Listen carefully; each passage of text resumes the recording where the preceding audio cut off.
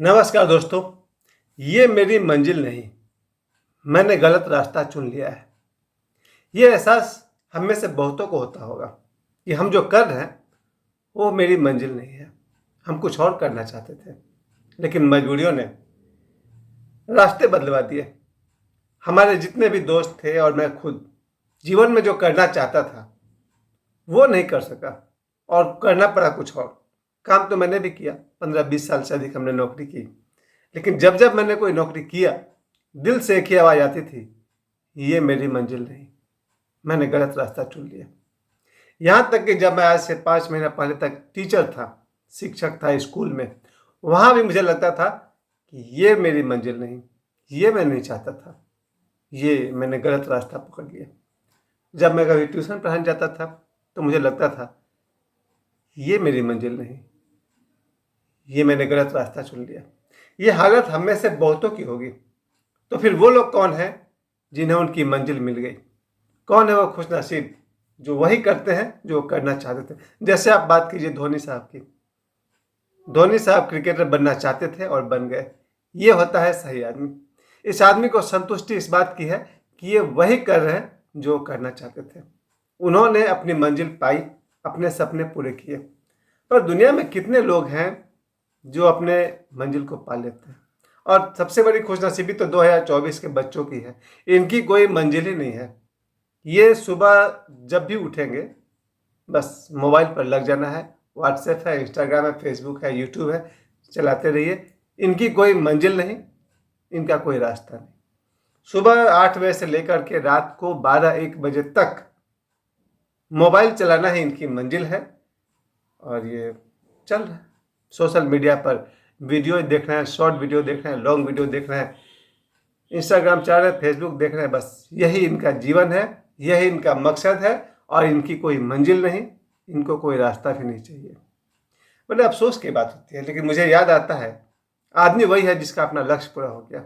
आज जब बाबा बागेश्वर ने अपने 9 दिनों के लक्ष्य को पूरा किया, तब मुझे बहुत गर्व से लगा कि इस लड़के ने कल जबकि बाबा बागेश्वर के पैदल यात्रा में 2 लाख से अधिक लोग शामिल हो गए थे और आज अंतिम दिन है। अनुमान है कि 3 लाख से अधिक लोग इनके पद यात्रा में जरूर थे।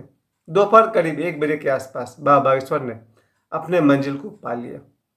यानी कि उनका जो ये 9 दिन का संकल्प था, 160 किलोमीटर तक की यात्रा, बागेश्वर धाम से ओरछा धाम तक 160 किलोमीटर की यात्रा आज बाबा बागेश्वर ने पूरी की और उनके साथ लगभग 3 लाख लोग भी थे। पूछा गया था कहीं बाबा बागेश्वर से कि आपका सपना क्या था?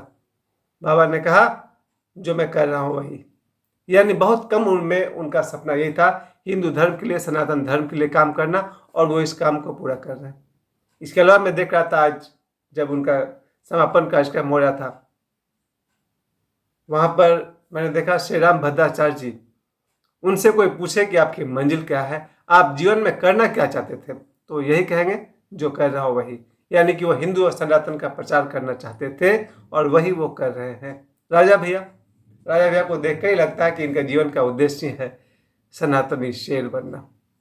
बाल मुकुंदाचार्य जी थे। मनोज तिवारी से कोई पूछे आप क्या करना चाहते थे, कहेंगे मैं सिंगर बनना चाहता था। ये वीडियो मैंने स्पेशली आप सभी को याद दिलाने के लिए बनाया है, कहीं आपकी कोई मंजिल तो नहीं थी, और क्या आपको आपकी मंजिल मिली, या फिर रोजी रोटी के लिए जो रास्ते में आया वही करते चले गए। मैंने ऐसे बहुत सारे लोग देखे हैं जिनको जो काम मिल गया, पैसे मिल रहे हैं ना, बस जिंदगी बसर हो रही है। ये भी एक खूबसूरती है, इसमें कोई बहुत बुरी बात नहीं है। मुझे याद है कि जब हम लोग मुंबई जाते थे 1995 के दौर में, तो हम तो उस जमाने में गए थे कि हमको एक्टर बनना चाहते थे, बिल्कुल नहीं बन पाए, और वहाँ जाकर के नौकरी करनी पड़ती थी। जहाँ कहीं भी भाई रूम का, उसको बोलते हैं खोली का, चाल का किराया देने के लिए, अपने सरवाइव करने के लिए हमें वहाँ काम करना पड़ता था, और लगभग मैंने अंत तक तो काम ही काम किया वहाँ पर। लेकिन जब भी मैंने कोई भी और दूसरा काम किया तो दिल से ये आवाज़ जरूर आई थी, ये मेरी मंजिल नहीं, ये मैंने गलत रास्ता पकड़ लिया। क्या करें? आज के इस वीडियो से मैं आप सभी को ध्यान देना चाहता हूँ कि अगर आपका कोई भी उद्देश्य है, कोई भी मंजिल है, अगर बिल्कुल ही कोई मंजिल नहीं है, तो मैं तो कहूँगा भाई ये आपकी मर्जी। वरना गौतम बुद्ध से लेकर के ओशो तक या बाबा बागेश्वर तक इनका उद्देश्य था आत्मज्ञान को पाना या हिंदू सनातन धर्म को आगे बढ़ाना, या फिर बहुत सारे नेताओं को आपने देखा होगा, उनका सपना ही वही था नेता बनना। मुख्यमंत्री बनो, विधायक बनो, तो सांसद बनो, मुख्यमंत्री बनो, प्रधानमंत्री बनो, राष्ट्रपति बने। तो जिनका सपना नेता बनना, भी पाथरडी में बहुत सारे लोग ऐसे हैं जिनका सपना बस सियासत में, पॉलिटिक्स में लगे रहते हैं। उन्हें उनकी मंजिल मिली या न मिली, रास्ता जरूर मिल गया। हमें जीवन में अगर कुछ, अब मैं अपनी बात तो ज़्यादा नहीं कहूँगा क्योंकि 50+ का आदमी, अब न तो मेरा कोई सपना है, न मेरा कोई मंजिल है, और न मुझे कोई रास्ता चाहिए। मेरी कहानी तो ख़त्म हो गई। लेकिन मेरे बाद के बच्चे, जब मैं देखता हूँ अपने बेटा अपनी बेटी को देखता हूँ, तो मुझे लगता है अगर तुम लोग का कोई सपना है तो उसको पूरा करने में लग जाओ। और कोई सपना ही नहीं है तो फिर मोबाइल चलाओ, 5G लगा लो, 5G में अनलिमिटेड डाटा मिलेगा, नाच गाना देखते रहो, वीडियोज देखते रहो, हंसते रहो। ज़िंदगी छोटी सी है, कट जाएगी। बहुत छोटी ज़िंदगी मिली है। अब तो आजकल के लोग तो 40, 50, 55, 60 साल तक में जीवन की कथा पूरी हो जाती है। मेरा दौर कुछ और था, जब सभी लोग 80 से 105 वर्ष तक जिया करते थे। ज़्यादा पुरानी बात नहीं है, 1980 तक बहुत सारे हमारे दादा दादी की उम्र 105 है। 105 साल जीना आम बात थी।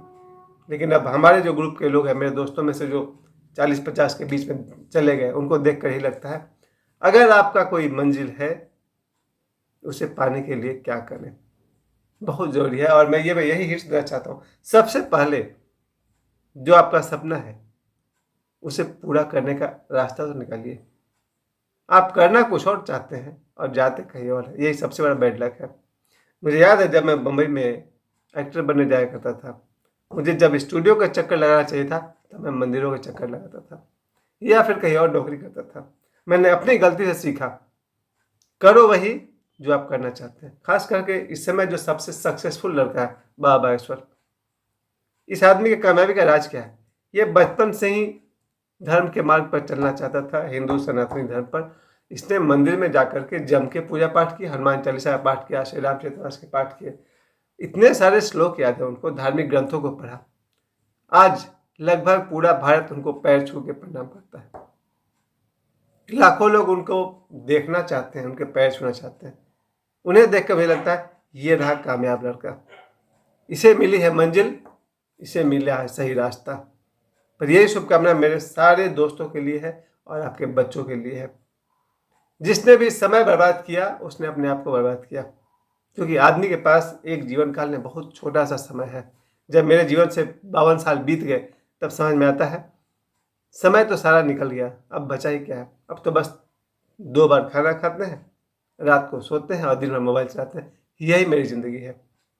लेकिन जिन बच्चों के जीवन में कोई मकसद हो, तो मैं स्टूडेंट्स को सबसे पहले कहना चाहूँगा, क्योंकि आज मैं सुबह अखबार पढ़ रहा था कि कल किसी टीचर ने, सरकारी स्कूल के टीचर ने बच्चों को छुट्टी के समय रूम की सफाई करने को कहा और एक बच्चे की उसने इतनी पिटाई कर दी, उसने कहा कि भाई तुम रूम में सफाई नहीं कर रहे हो, कि उसकी आँख फूट गई है। फिर मैंने इसी सप्ताह मैंने पढ़ा था, एक और शिक्षक ने बच्चे की इतनी पिटाई कर दी है कि उसकी आँख फूट गई, क्योंकि वो होमवर्क करके नहीं आया था। जरा सोचिए, शिक्षक ऐसे हो सकते हैं कि जो 2 बच्चे का आँख फोड़ दिया उन लोगों ने, एक तो कल और दूसरा 1 सप्ताह के अंदर में। ये शिक्षक बनेंगे हमारे मार्गदाता, हमारे गाइड? मैं तो आशा नहीं करता हूँ इनसे कोई, खास करके आज के शिक्षक। बच्चों को पीटते हैं, होमवर्क नहीं किया इसलिए, कोई बच्चा सफाई नहीं किया इसलिए, आँख फूटने वाला समझते हैं आप, पूरा जीवन बर्बाद हुआ ना। ऐसे शिक्षकों से हम नहीं आशा करते हैं कि हमें हमारी मंजिल पाने में सहायता करेंगे, लेकिन फिर भी हर विद्यार्थियों को मैं अपने तरफ से एक सजेशन जरूर दूंगा। अपनी मंजिल को पाने का पहला उपाय अगर कुछ है तो शिक्षा। और शिक्षा को मैं इसलिए जोर देता हूँ, शिक्षित व्यक्ति का दिमाग तेज हो सकता है और जिसके बाद दिमाग तेज होगा वो अपनी मंजिल को पाने का कोई न कोई रास्ता निकाल लेगा। ऐसा कभी हो ही नहीं सकता है कि इंटेलिजेंट आदमी अपना रास्ता न खोज पाए। और इंटेलिजेंट बनने का पहला अगर कोई रास्ता है वो है एजुकेशन।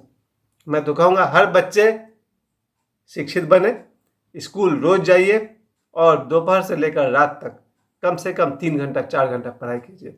आपका दिमाग इतना तेज हो सकता है कि आप जो सपना देखें उसे पूरा करें।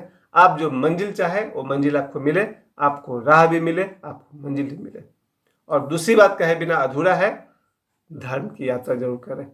सुबह से रात तक आप अपने धर्म पर, जो भी, जिस धर्म को भी आप मानते हैं, धार्मिक विचार पर चलें, बड़ों का आशीर्वाद लें। जब तक मंजिल न मिल जाए तब तक चलते रहें। मुझे समय देने के लिए आप सभी को बहुत बहुत धन्यवाद। प्रणाम।